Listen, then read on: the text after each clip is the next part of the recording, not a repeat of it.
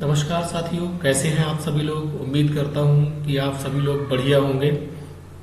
तो चलिए, आज मैं एक हिंदी का नया सेशन लेके आया हूं। हमने हिंदी में स्वरों का अध्ययन कर लिया था। इसके बाद अब हम बात करेंगे व्यंजनों की। तो अब व्यंजन में मैंने बताया था, व्यंजन 3 प्रकार के होते हैं: स्पर्श व्यंजन, अंतस्थ व्यंजन और संघर्षी या ऊष्म व्यंजन। तो सबसे पहले हम बात करेंगे स्पर्श व्यंजनों की। तो स्पर्श व्यंजन आपके होते हैं 25। इस पर स्पर्श व्यंजनों की संख्या होती है 25। तो कौन कौन से 25 स्पर्श व्यंजन होते हैं? तो सबसे पहले स्पर्श व्यंजनों को जानने से पहले हम ये जान लें कि ये होते क्या है। वो हमारे खान सर कहते हैं ना कि सबसे पहले हमें क्या करना चाहिए, कोई चीज़ जान मतलब जो पढ़ने से पहले उसके बारे में जानना चाहिए। तो कहे ना स्पर्श के व्यंजन के बारे में हम जान लें। तो स्पर्श व्यंजन जो है, स्पर्श का मतलब होता है छूना और व्यंजन का मतलब होता है आपके जितने भी वर्ण हैं। तो 25 वर्ण हैं। कहाँ कहाँ हमें छूते हैं, जैसे कि हमारे गले में मतलब जो पूरा मुंह है उसमें क्या होता है, उसका ऑपरेशन करें तो सबसे पहले आता है नीचे से गला, उसके बाद आता है तालू, उसके बाद अंदर जो धसा हुआ भाग होता है मूर्धा, आगे दांत, फिर होंठ। तो इनसे कौन कौन से वर्ड हमारे छूते हैं, आइए हम उनका अध्ययन करते हैं। सबसे पहले हम बात करते हैं वर्ग, का वर्ग की। तो का, ये सारे के सारे वर्ग हैं: का वर्ग, चा वर्ग, टा वर्ग, ता वर्ग और पा वर्ग। तो ये कहाँ कहाँ से छूते थे कि हर एक वर्ग में 5-5 वर्ड हैं, हर एक वर्ग में। तो का जो वर्ग है, आप देखिएगा का, खा, गा, घा औंगा बोलिएगा तो आपके गले पर झनकार होती है, कुछ ना कुछ हलचल होती है। तो जहाँ पर हलचल होती है वहीं पर उसका उच्चारण होता है। तो का वर्ग का उच्चारण होता है हमारा कंठ से। तो हमने ये कंठ का के ले लिया है। देखिएगा, मैं आपको शॉर्ट ट्रिक भी बताता चलूंगा कि हम कहाँ से किसका उच्चारण करेंगे। तो ये कंठ से का वर्ग का उच्चारण हो गया। इसके बाद बात करते हैं चा। चा आप बोलिए तो आपकी जीभ पीछे वाली अंदर की तरफ जाती है, जो मूर्धा को, जो आपका एक पेंडुलम की तरह लटकता रहता है, उसकी तरफ भागती है। तो उसे कहते हैं हम मूर्धा, उस भाग को हम कहते हैं मूर्धा। तो चा वर्ग का जो उच्चारण है वो आपका मूर्धा से होता है। ठीक है, देखिए बोलिएगा चा, छा, जा, झा, य। तो इन सब वर्णों का उच्चारण कहाँ से होता है? सॉरी, तालू से। तालू, वो पीछे का भाग तालू कहलाता है। देखिएगा, आप चा, छा, चा, छा, जा, झा, या बोलेंगे तो कहाँ जाएगा? तालू की तरफ जाएगा। हमारा जो मुख है वो कहाँ जाएगा? जो जीभ है, देखिएगा चा, छा, जा, झा, या बोलने पर हमारी जो जीभ है, जीभ का पिछला भाग है, वो पीछे की तरफ जाता है। पेंडुलम की तरह लटकती हुई एक भाग होता है, तो उसकी तरफ हमारी जीभ भागती है, उसे कहते हैं हम तालू। ठीक है, तो तालू की तरफ चा वर्ग का उच्चारण जो है वो तालू से होता है। अब बात करते हैं टा वर्ग। तो टा वर्ग का जो उच्चारण है वो आपका होता है मूर्धा। मूर्धा क्या होता है? आप देखिएगा, हमारे जो दांत हैं, दांत के पीछे मसूड़े हैं, मसूड़े के पीछे एक अंदर धसा हुआ भाग है, तो उसे कहते हैं हम मूर्धा। अंदर की तरफ गया हुआ है, धसा हुआ भाग है जो अंदर कर्व की तरह है, तो उसे कहते हैं मूर्धा। जैसे ही हम टा, ठा, डा, ढा, अणा का उच्चारण करते हैं तो हमारी जीभ उस धसे हुए भाग की तरफ भागती है, तो उसको छूती है, तो इसका मतलब है कि वो मूर्धा है। तो इनका उच्चारण कहाँ से हो रहा है? मूर्धा से हो रहा है। ठीक है, तो टा वर्ग का उच्चारण आपका मूर्धा से हो रहा है। इसके बाद बात करते हैं ता। ता देखिएगा, ता, था, दा, धा ना बोलने पर आपकी जीभ दांत को छूती है। आप बिना दांत में छुए अगर बोल रहे हैं तो गलत उच्चारण कर रहे हैं। तो ये ता, था, दा और धा और ना वर्ग का उच्चारण आपका दांत से होता है, तो हमने दांत का ले लिया डी। ठीक है, अब बात करते हैं हम पा, फा, बा, भा, मा। तो पा फा बा भा मा वर्ग का जो उच्चारण है, पा वर्ग का जो उच्चारण है वो ओष्ठ से होता है।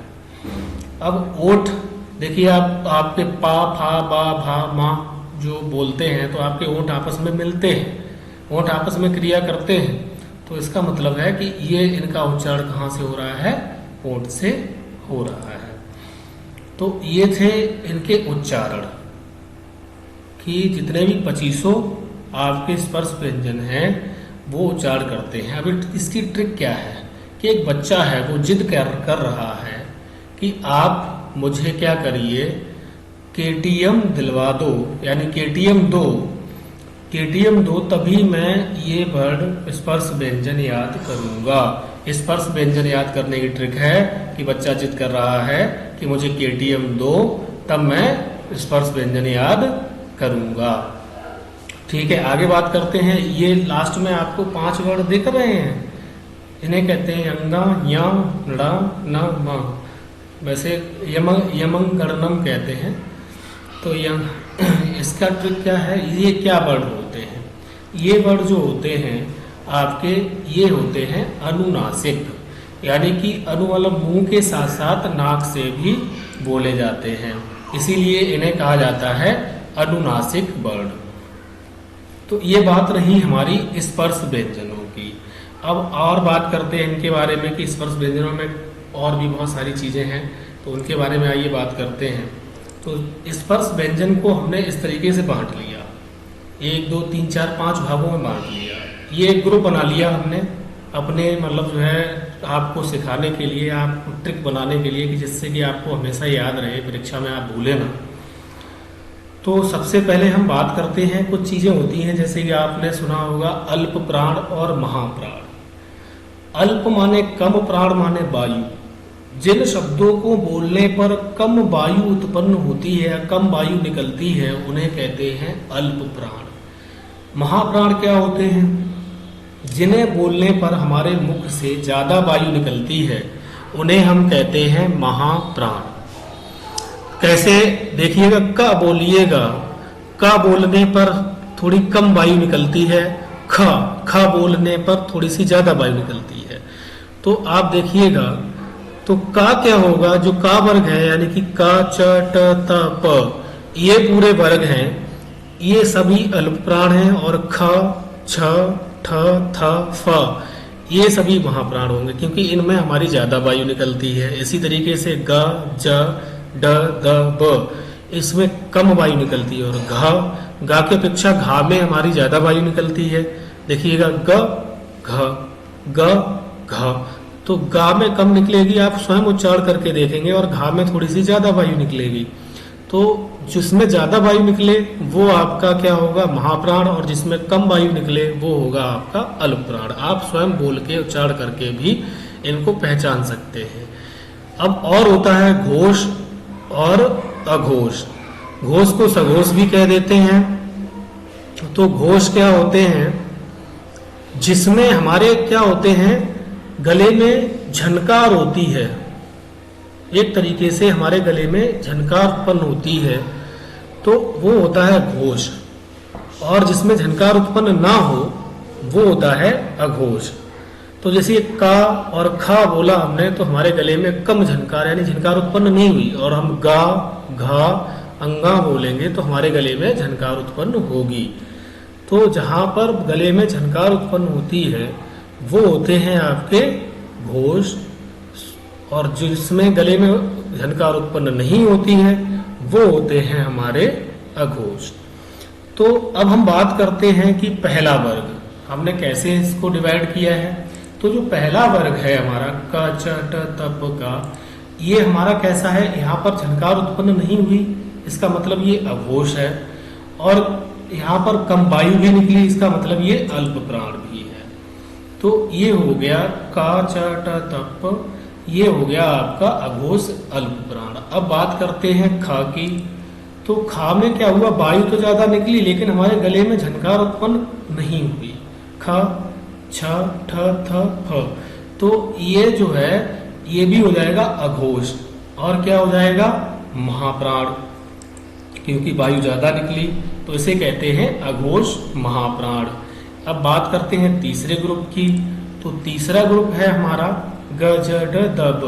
गजड दब में क्या होता है, हमारे गले में क्या होती है, झनकार उत्पन्न होती है, गजड दब। तो गले में झनकार उत्पन्न होती है, इसीलिए ये क्या हो गया, सघोष हो गया या घोष हो गया। और क्या हो गया, हवा कम निकली तो क्या हो गया, अल्प प्राण हो गया। ठीक है, तो इसे कहेंगे सघोष अल्प प्राण। इसके बाद बात करते हैं चौथे ग्रुप की। तो चौथा जो ग्रुप है हमारा, वो उसमें क्या होता है, उसमें भी हमारी झनकार गले में उत्पन्न होती है और जो है ये आपका महाप्राण है, क्योंकि वायु ज्यादा निकलती है, इसीलिए ये महाप्राण है।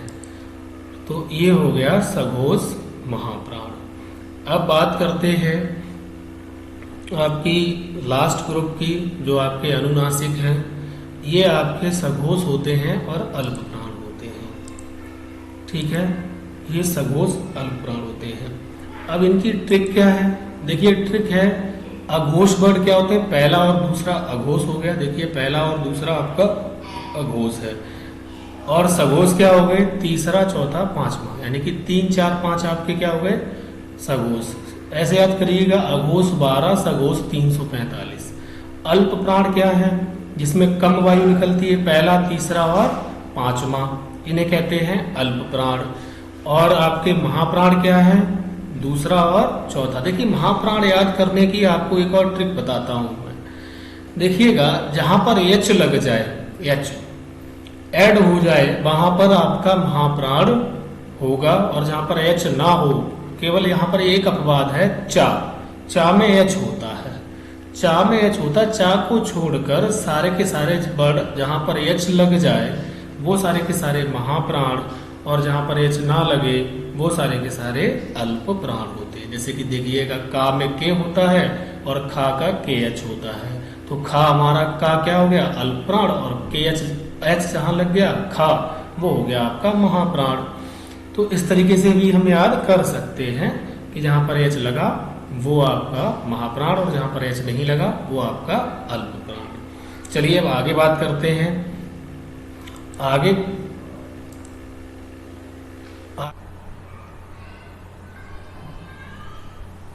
देखिएगा, ये दो जो व्यंजन होते हैं, जैसे डा और ढा, इसके अलावा भी इसमें एक और गुण ऐड कर दिया जाता है, यानी कि इसमें नुक्ता लगा दिया जाता है। नुक्ता जानते हैं आप, ये देखिए नीचे की तरफ ये लिखा है उक्षिप्त, ये नुक्ता लगा दिया जाता है। इससे क्या होता है, देखिए नुक्ता क्या होता है, नुक्ता किसी वर्ड के प्रभाव को बढ़ा देता है। जैसे डा और ढा है, इसका बन जाएगा डा और ढा। जैसे पढ़ना, पढ़ना में ये वाला ढा आएगा, और लड़ना में क्या आ जाएगा, ये वाला आ जाएगा। तो ये क्या करते हैं, डा और ढा की मतलब जो है प्रभाव को बढ़ा देते हैं, इसीलिए इन्हें उच्छिप्त, इन्हें या द्विगुण, यानी कि इसमें 2 गुण होते हैं। डा के साथ साथ इसमें क्या लग जाता है, ना भी ऐड हो जाता है, लेकिन ना नहीं है ये क्या है, नुक्ता है, इसे नुक्ता कहते हैं। तो इसे क्या कहते हैं, और भी कहते हैं भाई, ताड़न जात व्यंजन भी कहते हैं इसे। ये दोनों व्यंजन है, ढा, ड़ा और ढा, तो इन्हें ताड़न जात या मतलब जो है, मतलब जो फेंकने वाला व्यंजन भी कहते हैं। ये मतलब जो है इसको क्या कहते हैं, फेंक दिया। तो ये व्यंजन जो है आपको थोड़ा सा ध्यान रखना है कि ये 2 व्यंजन होते हैं, इनके अलावा भी, और इनका स्थान इनके बाद ही होता है। जैसे डा के बाद ड़ा का स्थान होगा, ढा के बाद ढ़ा का स्थान होगा। तो ये दोनों व्यंजन आगे आपके बढ़ते हैं। देखिएगा, सबसे पहले आपको बात बता दें, अंतस्थ व्यंजन। तो या, रा, ला हुआ अंतस्थ व्यंजन होते हैं। इनका मतलब क्या होता है, यहाँ पर अंतस्थ व्यंजन का मतलब होता है जहाँ पर कम वायु बाहर निकले। देखिए या, रा, ला हुआ में बोलने पर क्या होती है, कम वायु बाहर निकलती है, इसीलिए इन्हें क्या कहते हैं, अंतस्थ व्यंजन। और इनकी संख्या कितनी है, 4 है। तो अंतस्थ व्यंजनों की संख्या है 4। तो इनके बारे में थोड़ा सा बात कर लें। या और वा जो है हमारे, या और वा, इनको अर्ध स्वर कहते हैं। और ये जो रा और ला है, रा देखिए बोलने पर हमारी जीभ लुढ़कती है, ठीक है, और हल्का सा उसमें कंपन होता है, तो क्या होता है, इसीलिए इसे लुंठित और प्रकंपित कहते हैं। ला ला में क्या होता है, ला बोलने पर हमारी जीभ क्या होती है, जीभ की साइड से क्या निकलती है, वायु निकलती है, इसीलिए इसे कहते हैं हम पार्श्विक। ठीक है। अब शा शा सा हा के बारे में बात करें तो ये शब्द क्या होते हैं हमारे, इसे ऊष्म या संघर्षी शब्द कहते हैं।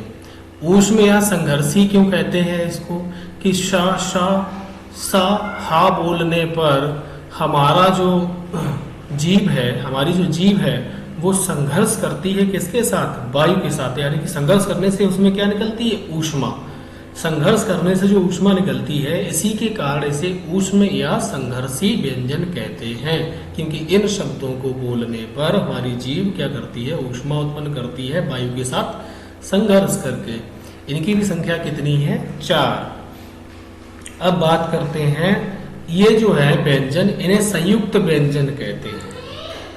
छ, त्र, ज्ञ और श्रा, ये आपके संयुक्त व्यंजन हैं। संयुक्त व्यंजनों की संख्या भी 4 है। ये देख लीजिएगा, संयुक्त व्यंजनों की भी संख्या कितनी है, 4 है। तो अब देखिएगा, संयुक्त व्यंजन 4 है, तो इसमें क्या है, जो छा का उच्चारण है, छा का उच्चारण है वो 2 शब्दों से हुआ होगा। संयुक्त का मतलब होगा कहीं पर 2 मिले होंगे, यही है ना, कहीं ना कहीं पर 2 शब्द मिले होंगे, उन्हीं को हम क्या कह देते हैं, हाँ, संयुक्त।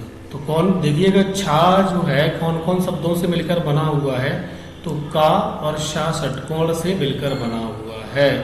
देखिएगा, का प्लस शा षटकोण, देखिएगा का आधा है और शा पूरा है, यानी कि इसमें शा में ये वाला जो शा है षटकोण वाला, इसमें क्या है, आ ऑलरेडी लगा हुआ है। यदि इसमें आ नहीं लगा हुआ, देखो इसको दूसरे तरीके से भी दे सकते हैं कि आधा का, इसी तरीके से का हलंत वाला, शा हलंत वाला और आ, इसमें आ और जोड़ देंगे तो वो वाला भी ऑप्शन आपका बिल्कुल सही होगा, उसे आप गलत नहीं कह सकते। ठीक है। और ये वाला ऑप्शन भी बिल्कुल सही है, यानी कि जो शा का मतलब जो है निर्माण हुआ है वो का और शा से मिलकर हुआ है। इसी तरीके से जो त्रा है, त्रा का भी जो निर्माण है वो आधा ता प्लस पूरा रा, इससे मिलकर बना हुआ है, यानी कि ता प्लस रा से मिलकर बना हुआ है त्रा। अगर इसमें भी ऑप्शन देता है ता, आधा ता के पीछे हलंत, रा के पीछे हलंत और आ, इसमें भी आ प्लस कर देता है, प्लस क्या कर देता है, आ कर देता है, तब भी वो ऑप्शन बिल्कुल सही होगा। इसी तरीके से या का उच्चार जो निर्माण हुआ है, तो ये जा प्लस या से मिलकर हुआ है। ठीक है, जा और या से मिलकर ज्ञा का उच्चारण मतलब जो है निर्माण हुआ है। तो इसे देखिए, हमारे रामदेव बाबा रामदेव जी हैं, तो वो विज्ञान को विज्ञान कहते हैं, तो उन्हें मतलब जो है वो क्या करते हैं, इसका विखंडन कर देते हैं। तो जा और या से मिलकर बना हुआ है क्या, ज्ञा। ठीक है, जिसमें आधा जा, ये देखिए बिल्कुल सेम टू सेम ऐसे ही लिखा होगा, इसमें जरा सा भी हेर फेर होगा तो उसका मतलब वो वाला ऑप्शन गलत है। केवल हम क्या करेंगे कि ऑप्शन कौन सा सही होगा, इसमें आधा का है, इसमें आधा शा और प्लस आ कर दे, तब वो वाला भी ऑप्शन सही हो जाता है। अब बात करते हैं श्रा की, तो ये आधा शा मतलब जो सीटी वाला सा है, ये वाला शा, इसका भी उच्चारण बताऊंगा कैसे, इसको इन तीनों को कैसे पहचानोगे आपको बताऊंगा अभी। तो ये वाला शा जो है, इसका जो है उच्चारण कहाँ से हुआ है, सॉरी, ये इससे मिलकर बना है शा से, और ये रा से मिलकर बना हुआ है। तो श्रा का उच्चारण कहाँ से हुआ है, सॉरी, श्रा का निर्माण किससे हुआ है, शा प्लस रा से हुआ है। अब बात करते हैं इनके उच्चारण की। भाई ये शब्द भी है, इनका भी उच्चारण कहीं ना कहीं से हुआ होगा। तो सबसे पहले बात करते हैं या और शा की। तो या और शा बोलने पर आपकी देखिए जीभ किधर जाती है, पीछे की तरफ, तालू की तरफ जाती है। तो इनका उच्चारण कहाँ से हुआ, तालू से हुआ। या और शा बोलिएगा, शा आपकी जीभ पीछे जाएगी, शा बोलिएगा पीछे जा रही तालू की तरफ, तो हम बिल्कुल सही बोल रहे हैं। इसका अगर आप इसका उच्चारण कभी कभी हम गलत करते हैं, अक्सर हम गलत करते हैं। हम क्या करते हैं कि इस वाले सा को ये वाला सा मान लेते हैं, ये वाला सा ये वाला मान लेते हैं, तो उच्चारण गलत करते हैं, सा ही बोल देते हैं सा। तो भैया शा और सा में अंतर है भाई। हमारी जीभ पीछे जाए तब ये वाला शा, और जब दांत को छुए तो ये वाला सा। अब बात करते हैं रा और शा की। तो रा और शा जो कैसे बोलते हैं, इनका उच्चारण होता है कहाँ से, मूर्धा से। जब रा बोलेंगे तो हमारी जीभ वही कर्व वाली जगह पे जाएगी रा, और शा बोलेंगे तब भी ये कर्व की तरफ जानी चाहिए, तब हम इसका सही उच्चारण कर रहे हैं, अन्यथा हम इसका उच्चारण गलत कर रहे हैं। अब बात करते हैं ला और सा की। तो ला और सा जो है हमारे, ये दांत से मतलब जो है हमारी जीभ दांत को छूनी चाहिए, तब हम इनको सही बोल रहे हैं, अदरवाइज हम क्या कर रहे हैं, गलत बोल रहे हैं। तो ये कैसे हैं, दांत से, दंतीय ला और सा। अब बात करते हैं वा। देखिए वा बोलने में और बा बोलने में दोनों में अंतर है। ये जो है वा का उच्चारण जो है हम क्या करते हैं, वा का उच्चारण दांत के साथ साथ ओंठ से, यानी कि हमारी जीभ क्या करनी चाहिए, दांत के साथ साथ ओंठ पे भी लगनी चाहिए, तब इसका उच्चारण हम बिल्कुल सही तरीके से कर रहे हैं, अन्यथा हम इसको गलत बोल रहे हैं। इसके बाद बात करते हैं हम हा की। तो हा देखिए बोलने पर हमारा कंठ जो है वो जो है झनकारता है, तो ये क्या है, हा हमारा कंठ से उच्चारण होता है हा का। तो ये रहे कुछ हमारे वर्ड। देखिएगा कुल मिला के हमारी वर्णमाला में 52 वर्ण हैं। हम लिखित रूप से हम क्या करते हैं, हमारे वर्णों की संख्या कितनी है, या अक्षरों की बात करें तो अक्षर क्या होते हैं जिनका क्षर ना हो सके। देखिएगा अक्षर में क्षर नहीं, आ माने नहीं, क्षर माने विभाजन, जिनका विभाजन ना हो सके उसे कहते हैं अक्षर। जैसे कि का, और इसके का जो है ये हमारा अक्षर है, इसका और विभाजन हम नहीं कर सकते। तो अक्षर और वर्ण में थोड़ा सा अंतर रहता है, ठीक है। हालांकि वर्ण तो सभी हैं, अक्षर में क्या होता है, जब हम क्या करते हैं, जितने व्यंजन हैं उनको हम क्या करते हैं, विभाजित कर देते हैं, अलग अलग कर देते हैं, क्योंकि जितने भी व्यंजन होते हैं हमारे वो स्वरों की सहायता से बोले जाते हैं। तो क्या होता है, तो अक्षर वही है जिसका विभाजन ना हो सके, वो अक्षर होता है। अब हम बात करते हैं आगे हम बात करते हैं, देखिएगा सघोष और अघोष की। तो देखिएगा सघोष क्या होते हैं, जब हमने बताया था जहां पर हम आपके क्या हो, गले में झनकार हो, जैसे या, रा, ला, वा, हा, इनको बोलने पर आपके गले में क्या होती है, झनकार उत्पन्न होती है, वो होता है सघोष। अघोष क्या, शा, शा, सा, शा, सा, सा, तो इनको बोलने पर हमारे गले में झनकार नहीं होती है। इसके बाद अल्प प्राण की बात करें, जहां पर कम वायु निकलती है। कम वायु कहाँ निकलती है, आप या, रा, ला, वा बोलिएगा, आपके गले से क्या होगी, कम वायु निकलेगी, इसीलिए इन्हें अल्प प्राण कहते हैं। अब महाप्राण की बात करें तो शा, स, सा, हा, इन्हें बोलने पर आपका मुंह वैसे भी क्या करता है, संघर्ष करता है, यानी कि वायु के साथ ज्यादा संघर्ष करता है, ज्यादा वायु निकलती है, इसीलिए इन्हें महाप्राण कहा जाता है। अब आगे बात करते हैं कुछ विशेष बातों की जो कि हमें ध्यान रखनी है। तो सबसे पहले हमें ध्यान रखना है कि एक बत्सर्य शब्द होते हैं, जैसे कि बत्सर्य क्या होते हैं, जो दांत और मसूड़े दोनों के साथ बोले जाते हैं। आप दांत के साथ साथ हमारी जीभ मसूड़े में भी लगती है, तो कहीं कहीं अपवाद के स्वरूप ये आ जाते हैं कि ये मतलब जो है इसका उच्चारण बताइए, तो उसमें ऑप्शन में आपका वत्सर्य भी लिखा होता है, तो आप उस पर ऑप्शन मार देंगे। जैसे कि इसका फार्मूला है नल रसज, जो जा है ये आगत ध्वनि है, जो आगत ध्वनि वाला जा है, तो इनका उच्चारण क्या होता है, वत्सर्य होता है, यानी कि दांत के साथ साथ हम मसूड़े को भी टच करते हैं। अब आगत या ग्रहित ध्वनि क्या होती है, यानी बाहर से आई जो ध्वनि होती हैं वो आगत ध्वनि कहते हैं, जो हमारी हिंदी वर्णमाला में नहीं है। ये मूल रूप से 5 है, ये मूल रूप से 5 हैं, क, ख, ग, ज, फ। ये अरबी फारसी में आप देखिएगा ज़्यादा यूज होती हैं, आप कुरान वगैरह पढ़ते होंगे, जो हमारे बंधु हैं, मुस्लिम बंधु हैं, वो कुरान वगैरह पढ़ते होंगे तो उसमें ये शब्द बहुत ज़्यादा आते हैं, अरबी फारसी शब्द है ये। तो ये होते हैं आपके आगत या ग्रहीत ध्वनि। ठीक है। अब होता है स्वतंत्र मुखी या काकल्य। तो ये जो हा है हमारा स्वतंत्र मुखी है या और ये इसे काकल्य भी कहते हैं हा को। अब ये हमने बता चुके हैं। अर्धस्वर या और वाह अर्धस्वर होते हैं। लुंठित क्या होते हैं आपके, या प्रकंपित क्या होते हैं। तो लुंठित और प्रकंपित यानी कि हमारी जीभ लुढ़क कर कहाँ जाती है, बाहर की तरफ जाती है रा, और थोड़ी सी इसमें कंपन भी होता है रा बोलने पे। पार्श्वी क्या होता है, मैंने बताया था कि जीभ जो है, जीभ के साइड से क्या होता है, बाई निकल जाती है, इसीलिए इनको पार्श्विक कहते हैं। तो थोड़ा सा भाई देखिएगा, इन वीडियोस को बनाने में काफ़ी मेहनत लगती है। हमारे खान सर भी कहते हैं कि भाई क्या होते हैं कि आप लोग जब लाइक नहीं करते, लाइक वा नहीं देते हैं ना, तो दिल कचोट जाता है। इतनी मेहनत के बावजूद भी अगर आप लाइक, शेयर और सब्सक्राइब नहीं करते हैं चैनल को, तो दिल में थोड़ा सा दर्द होता है।